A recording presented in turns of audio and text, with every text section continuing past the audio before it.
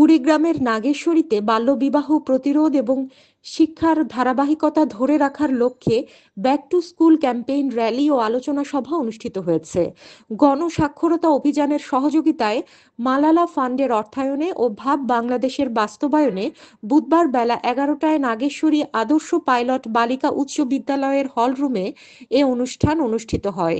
বিদ্যালয়ের প্রধান শিক্ষক মোশাররফ হোসেনের সভাপতিত্বে এবং ভাব বাংলাদেশের IT and programme officer M Abdullah Al মামুনের সঞ্চালনায় অনুষ্ঠানে প্রধান অতিথির বক্তব্য রাখেন নাগেশ্বরী উপজেলা মাধ্যমিক শিক্ষা অফিসার মোহাম্মদ কামরুল ইসলাম।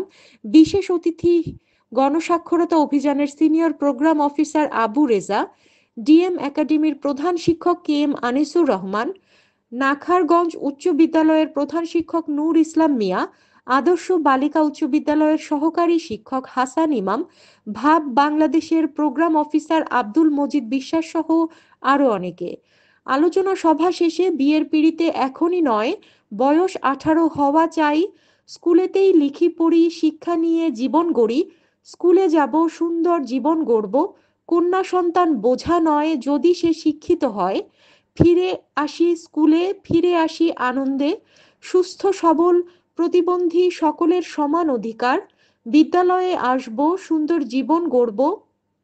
এই 4টি স্লোগানে নাগেশ্বরী আদর্শ পাইলট উচ্চ বালিকা বিদ্যালয় থেকে একটি র্যালি বের হয়ে উপজেলা সদরের প্রধান প্রধান সড়ক প্রদক্ষিণ শেষে একই স্থানে এসে মিলিত হয়।